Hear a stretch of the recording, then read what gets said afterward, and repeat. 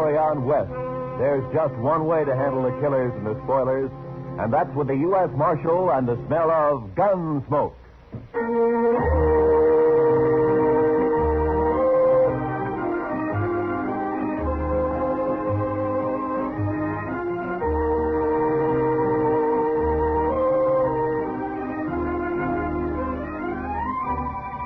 Gunsmoke, starring William Conrad, the transcribed story of the violence that moved west with young America, the story of a man who moved with it, Matt Dillon, United States Marshal.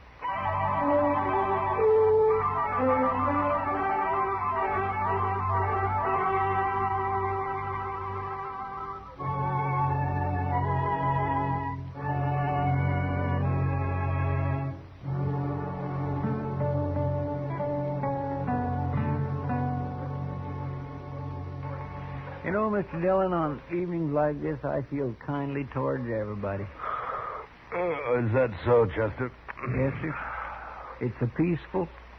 There's no cowboys hoorahing up and down Front Street, no shooting, no fights, almost no nothing. Well, that doesn't upset you, does it? Oh, my, no, Mr. Dillon. I like it this way. Puts me some in mind of Texas. Texas? Well, now, Mr. Dillon, I don't mean there isn't some dust raising done down there from time to time. Why, sometimes Waco don't cool off from sunset to sunup. Is that so? Yes. Well, I'm going to walk down to the Texas Trail, Chester, and have a beer with Kitty. Well, sir, I'll just sit here and think some. All right. But I'll come get you if anything happens. Yeah, you do that, Chester.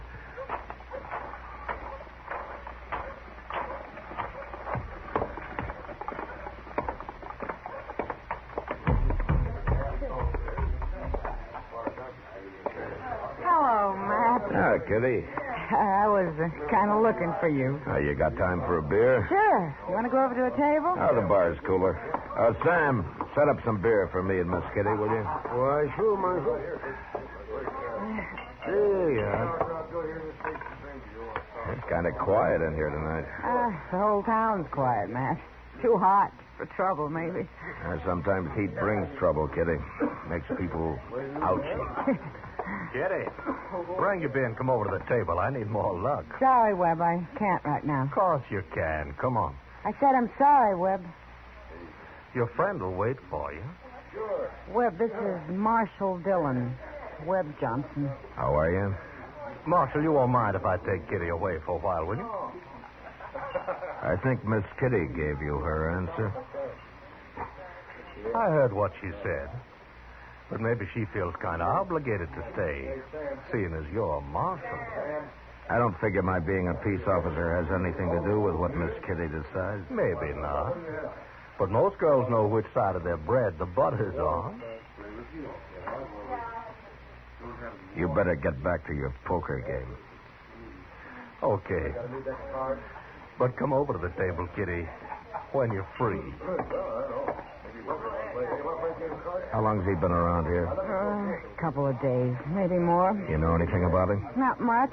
Plays poker mostly. Doesn't drink too much. Gambler? I don't know if that's his profession, but he likes cards, and he's lucky. Figures he has quite a way with women, too. Oh? With you? He tried. We were talking last night. He offered me a job. Job? He says he's bought out the Longhorn Saloon. Wants me to come over and be his hostess there. Figures maybe some trade would follow me over. So he bought out the Longhorn, huh? Mm-hmm. He must have some money with him. He's not short. Yeah, he's talky enough to cause trouble sooner or later. Don't mind him, Matt. Yeah. Well, I better get back to the office. Will I see you later, Matt? No, I don't think so, Kitty. I gotta work. Good night.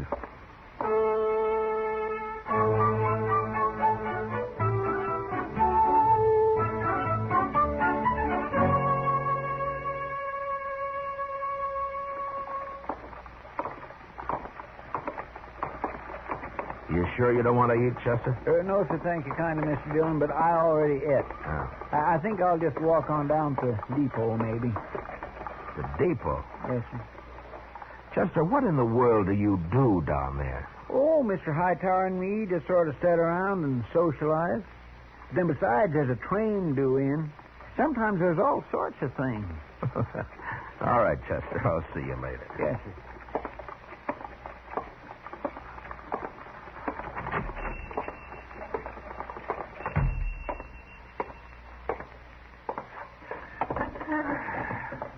Now, Jimmy, cook me up some potatoes, will you? 3 or 4 eggs and some of that side meat. Yes, sir, Marshal. It's the marshal, ain't it? Well, good morning, Mr. Webb. Unless you're expecting company, you could ask me to sit with you. Well, I don't mind. Well, thank you. How'd you make out last night? In the poker game or with Kitty? At cards. Seems like everything I say sets you on edge, Marshal. Maybe. Well, I'll tell you, Kitty and I didn't quite hit it off, but I done fine at stud. Those boys, Ashton and Trasker, they play cards like boys.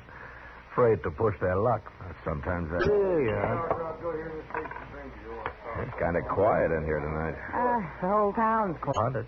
Ah, that's good winnings. It wasn't hard. Miss Kitty tells me that you bought the Longhorn. News traveled, don't it? You a gambling man? I don't make my living playing cards, if that's what you mean. You going to keep on the same boys that are at the Longhorn now? No, Marshal, I'm not. I've got my own way of doing things. Those boys might not understand. So I've got 2 dealers coming in this morning from St. Louis. We worked together before. Here's your breakfast, Marshal. Fried up some onions for good measure. They kind of bring out the flavor of the eggs some. Oh, thank you, Jimmy. You want beer, coffee? Coffee, I think. Bring the pot over. I'll have some, too. Yes, sir. You don't like me much, do you, Marshal? No. Why not? Why don't you like me? Well, for one thing, you talk too much. That may be. Let me give you some advice, Mr. Webb. This is an easy town to get killed in. So I've heard. So see to it that the Longhorn runs smooth and easy, huh? Speaking of gambling. Gambling or girls. Well, now, Marshal, there's a lot of money in Dodge these days, what with the trail herds and the buffalo and all. I'd feel kind of bad if I didn't get my share of it. The money that changes hands in the Longhorn is your business as long as it's honest. You just tell your St. Louis dealers to remember that. You're mighty preachy for a marshal, ain't you? I'm not interested in the morals of the citizens individually. But when it affects the peace of the whole town, it is my business. Well, now, from the way you talk, I don't imagine you'd be interested in a percentage deal. Or would you? Get out of here. And remember what I said. Why, sure.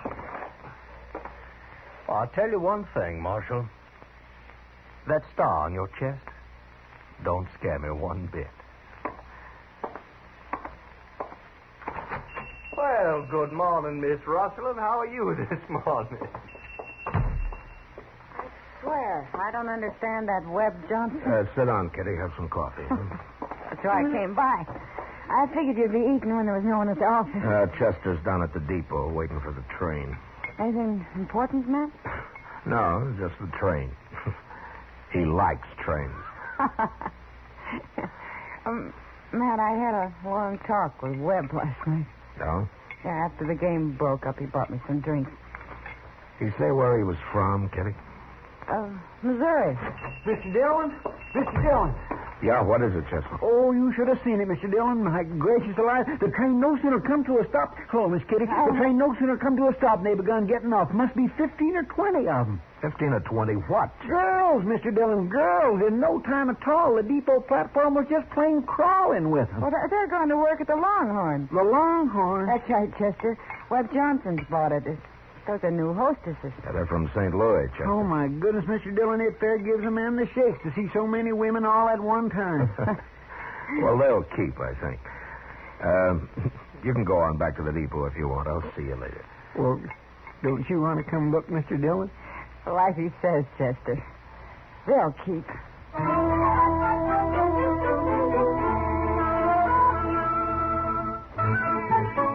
And it was just 2 nights later that the Longhorn opened, with drinks on the house. First come, first served. It was about the biggest night Dodge had seen since the Opera House was built. Webb Johnson stood with his back to a bar that was loaded with hard-boiled eggs, fried onions, dried beef, pickles, while 6 bartenders tried to keep the thirst of Dodge in check. Chester and I sat back where I could watch the dice table and the new dealers. But it wasn't a night for trouble. Well, Marshal Dillon. See you come to pay us a visit on opening night. Hello, Webb. Not drinking, Marshal. It's on the house, you know. Not tonight, thank you. Too bad. I've always made it a practice never to turn down anything free. Well, how about your friend here? Well, yes, sir. I could use a little whiskey with some sugar in it. I'll send one over to you. Oh, Marshal. Just by the way, you won't have to worry too much about my cheating the good citizens of Dodge out of their money. From what I've seen of them, it won't be too hard to take. I'll get one of the boys to bring you back that tray. Thank you, Mr. Johnson. Mr. Dillon, I know you don't like him, but in some ways he's not too bad, is he?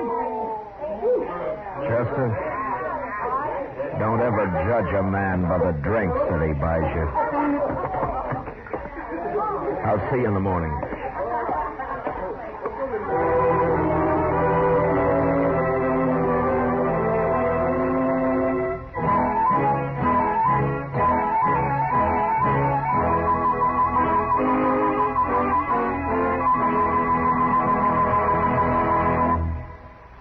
Return to the second act of Gunsmoke in just a moment. But first, $10 seems like a small amount of money when weighed in the balance of a child's life.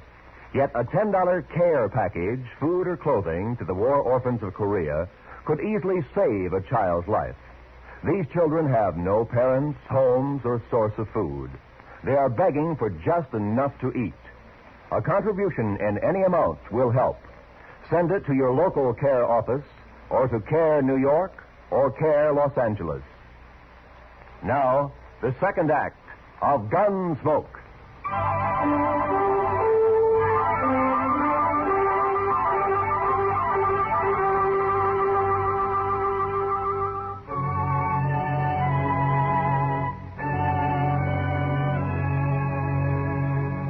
More than 2 weeks passed in Dodge, and there wasn't any trouble to amount to anything. A couple of buffalo skinners got knifed in a fight the other side of the river, and that was all. I saw Webb Johnson a couple of times walking along Front Street, each time with one of his new entertainers, but I avoided going into the Longhorn unless I had to. I didn't want any part of him or his saloon.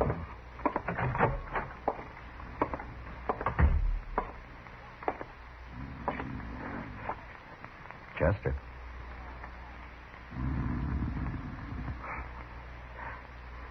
Chester.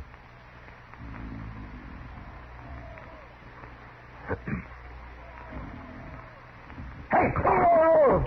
Yeah. Good evening, Mr. Dillon. Good evening, Chester. I wasn't really sleeping, Mr. Dillon. I was just resting my eyes some. Oh, is that so? Yes, you see, I come back to the office after supper and kind of straightened out your papers some, and I just sat down at your desk to read a few reports, and I guess maybe my eyes got a mite strained. Oh, I see. Chester, the way you've been working lately, are you after my job? Oh, Mr. Dillon, I wouldn't never be able to do that. Well, I've been a little worried about it. You've been patrolling the town an awful lot at night lately. Oh, that. Well, to tell the truth, Mr. Dillon, I've been keeping company, you might say. Oh? Yes, sir. One of them little girls at the Longhorn. I think she cottons to me some. Olive Hasty, her name is. Olive Hasty, huh? She one of the girls from St. Louis? Yes, sir, but she isn't like the others. Oh, she's just as nice and polite. Why, she told me the other night that all she wants to do is find some nice place and settle down. Oh. She purely hates being in this sordid business. She's one of the finest... Marshal Gillum? Yes, that's right. My name's Cook. Sir Cook. Mr. Cook? I was thinking maybe you could help me. Well, perhaps I can. I'm looking for a man. I heard he took a train for Dodge about 2 weeks back. Oh? Well, what's his name? He called himself Sam Williams last time I saw him. Don't know what name he uses now. Oh, there are 2 or 3 Williamses in Dodge, Mr. Cook. Oh? What did this man you're looking for have to mark him out? Oh, nothing special. He's a young man, Marshal, maybe 35, 6. Big, too, with dark hair and black eyes. Well, that wouldn't fit any of the Williams men I know. His name wouldn't have to be Williams. Yeah. Just why are you looking for this man? I'm going to kill him. That's a funny thing to tell a U.S. Marshal, isn't it, Mr. Cook? I guess it is, Marshal, but I got my reasons. Well, do you mind telling me? No. I've seen a lot of gunfights in my time, and most always there's someone gets killed that had nothing to do with the argument. I figure it's best to stay away from people if there's got to be shots fired. So? So when I came into Dodge, I figured I'd find out from you if this man was here, and you could tell him to get out of town. I could kill him then out on the prairie somewhere. I see. Are you sure you'll kill him? It could work both ways, you know. Oh, I know that, but I'm an old man, so I don't have as much to lose. Why is it you want this Williams so bad? What did he do? It's not too long a story, Marshal. He was a Missouri raider after the war. He and some other fella come down to my farm one night. He took most everything we had, my wife and I. They was all pretty drunk, I guess. My daughter, she was about 17 then.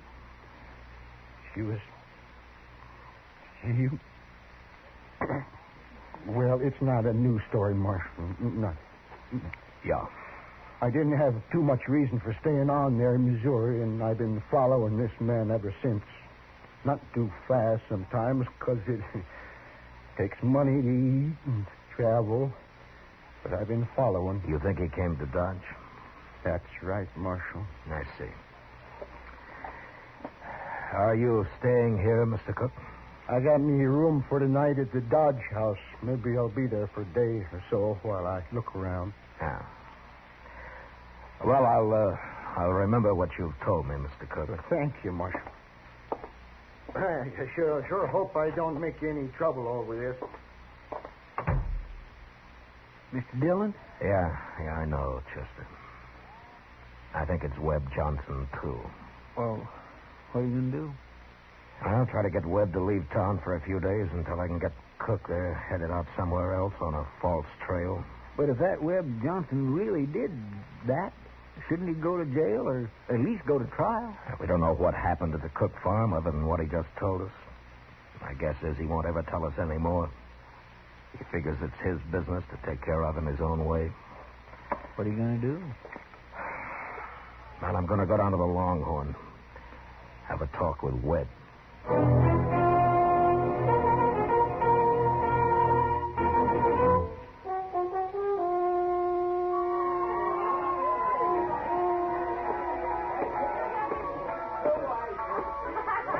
Webb, I want to talk to you. Well, sure, Marshal. What's on your mind? Now, let's step down to the end of the bar, huh? Now you sound like a peace officer talking. Move. Sure. You look mighty serious, Marshal. What's troubling you? A few minutes back, a man came into my office. He's looking for you. That so? He knows you by the name of Sam Williams. Most folks know me by the name of Webb Johnson. Your man must be thinking of someone else. I don't think so. You could have changed your name. Lots of men have. And you fit the description he gave. Suppose I am the one this man is looking for. What then? What's he want with me? He plans to kill you. I see. What are you going to do with him? Nothing. He doesn't even know you're in town. He came to ask me if you were. He's got a strange way of doing things. Well, he may have his reasons. Now, why are you telling me this, Marshal? Because you'd probably be just as happy if I got shot in the back. Look, Webb, I want you to get out of town. Give me a chance to steer Cook out into the territory someplace. Get him clear of Dodge. What for? That way we can avoid more killing. You don't have to worry about me. I can take care of myself. Look, Webb, I'm telling you, get out of town for a while. So I ain't got no plans for leaving? Sam Williams. Hello, Si. I've come a long way, Sam. I'm moving away from him, Marshal. Now listen to me, Si. Now you turn around and go back out that door. I don't want any gunplay.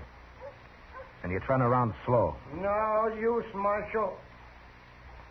I found Sam Williams. And I'm going to kill him. Now, Si, listen to me. I don't want you... Move away from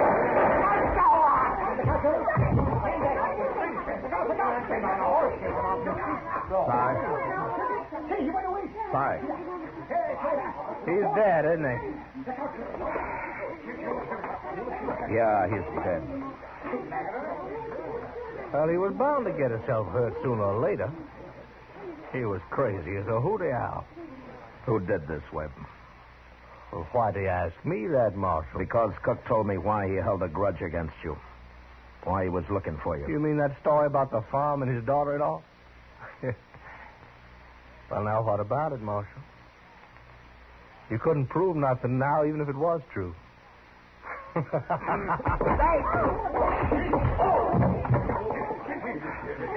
All right.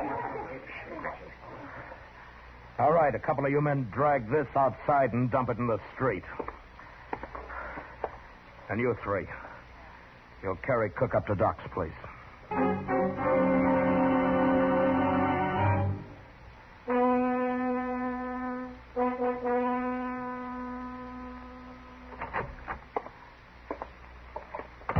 You talk with Webb Johnson, Mr. Dillon? Chester, Cy Cook was shot just 5 minutes ago. He hurt bad? He's dead. Oh, my goodness.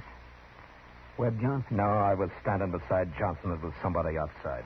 Well, can't we go after him? Oh, there's no use at night. He could take 20 directions out of town. Tomorrow's time enough.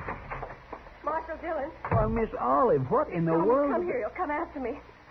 I've got to talk to you. Well, what is it, miss? I climbed out a back window and came right over. I know who Webb paid to kill that man. What's that? I was in Webb's room with him when he got the kid drunk and paid him the money. What kid? They called him Slim, that's all I know. It was maybe 16. I thought it was just a joke. I didn't know Webb really was going to have a man killed. When was this? Early this evening, one of the dealers came and told Webb he'd seen Cook in town. That's when it started. You remember what Webb said to the kid? Yes. Is it worth a horse and $100 to you to shoot a man? The kid was drunk and he laughed and said, what color was the horse? You'd swear to this in a court. Marshal, I'm scared. If I'd thought about it, I wouldn't have come. Maybe Webb will have someone shoot me. All right, take it easy now, miss. Now, look, you'll be safe here. You're not going to leave me here. Chester, get me that You're doing things. Well, he may have his reasons. You stay here now.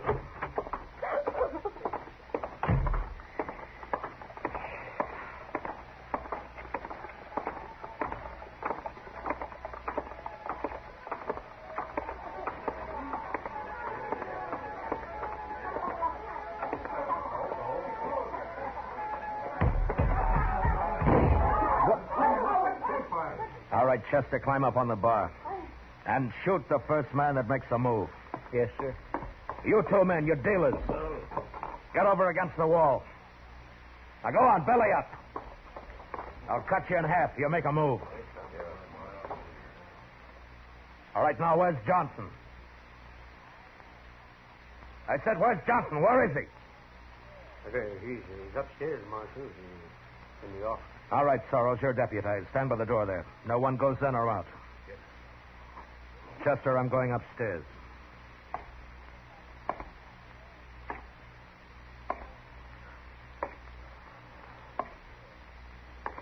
I've been expecting you, Marshal. Be no need to come upstairs. I'll meet you halfway.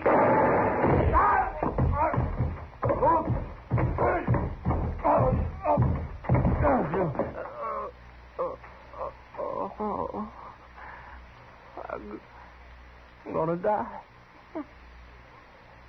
Marshal, I'm gonna die. You had your choice, Webb, like any other man. I'm young, Marshal. I haven't had time enough. I didn't want to kill you. Marshal. I'm scared. Now I'm scared. Marshal.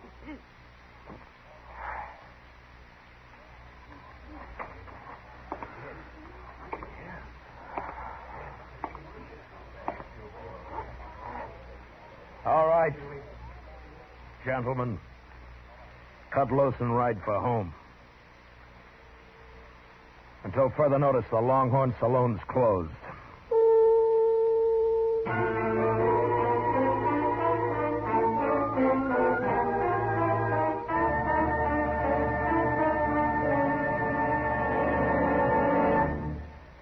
Gunsmoke, transcribed under the direction of Norman MacDonald, stars William Conrad as Matt Dillon, U.S. Marshal. The special music was composed and conducted by Rex Corey. Featured in the cast were Lawrence Dobkin, John Daner, Howard McNear, and Charlotte Lawrence. Parley Bear is Chester, and Georgia Ellis is Kitty. Gunsmoke has been selected by the Armed Forces Radio Service to be heard by our troops overseas. Join us again next week as Matt Dillon, U.S. Marshal, fights to bring law and order out of the wild violence of the West in Gunsmoke.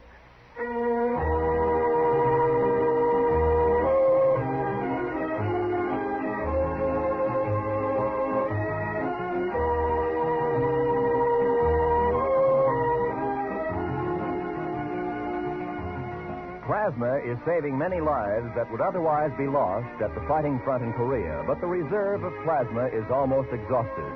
To make sure that an adequate supply is on hand at all times, the Defense Department is asking all of us to contribute blood to the armed forces. You can do so by making an appointment for this life-saving contribution at your local Red Cross or Blood Donor Center. This is Roy Rowan speaking. This is the CBS Radio Network.